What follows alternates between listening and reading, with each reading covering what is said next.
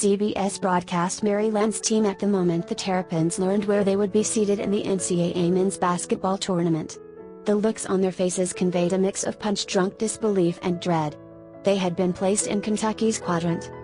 The Wildcats, at 34-0 and with their sights set on becoming the first Division I men's basketball team to have a perfect season since Indiana in 1975-76, are the favorite.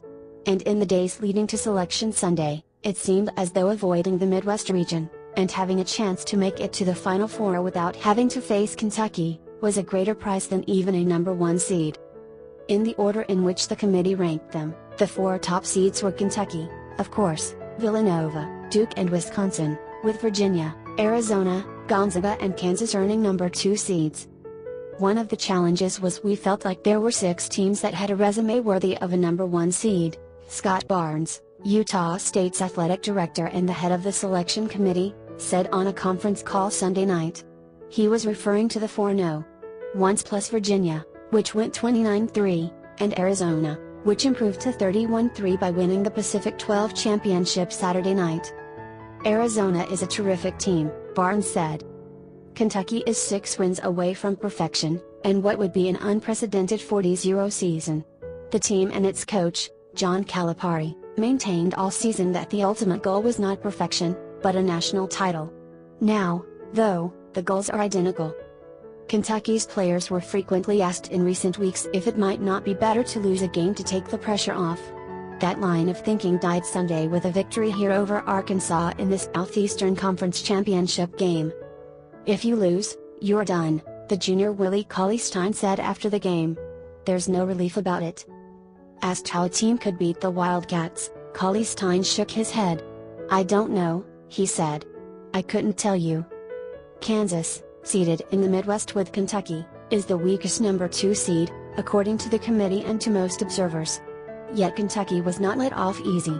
It could also face the red-hot Atlantic Coast Conference champion, Notre Dame, or underrated Wichita State in the round of 8 and, even before that, the Terrapins, who finished the regular season ranked 8th in the Associated Press poll. The selection committee did Kentucky no favors, the analyst Grant Hill, a former Duke Blue Devil, said with a smile on CBS on Sunday afternoon. Also done no favors by the committee were the first 4 left out, who are the 4 number 1 seeds in the NIT, Colorado State, Temple, Old Dominion and Richmond. Barnes confirmed that Temple had been closest to the final at-large bid. The last 4 in were Mississippi, Brigham Young, a reward for beating Gonzaga, Boise State and Dayton, which will open with a planned game Wednesday on its home court in Ohio.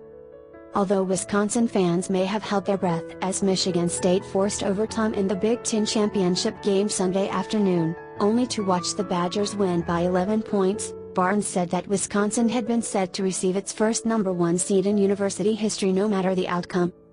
Curious about which number 1 seed faces the least headwind, as the CBS analyst Clark Kellogg phrased it? He ranked Villanova's East region as the easiest, then Kentucky's Midwest, then Wisconsin's West and finally Duke's South, which has Gonzaga and the Big 12 champion, Iowa State, as its number 2 and 3 seeds. Several analysts wondered whether giving Georgetown and Louisville number 4 seats was too generous, especially in the case of the Cardinals, who have not looked the same since they dismissed guard Chris Jones after a rape accusation. The analysts also wondered why Texas and UCLA, traditional powers having lukewarm seasons, were included at all. I'm frankly disappointed that the committee gave such a benefit of the doubt to power conference teams that have harder schedules built in, the analyst Doug Gottlieb said on CBS.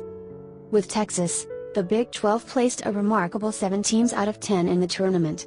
Also placing 7 teams was the 14-team Big 10, while the Atlantic Coast Conference placed 6, as did the new-look Big East, which placed Villanova as the number 2 overall team.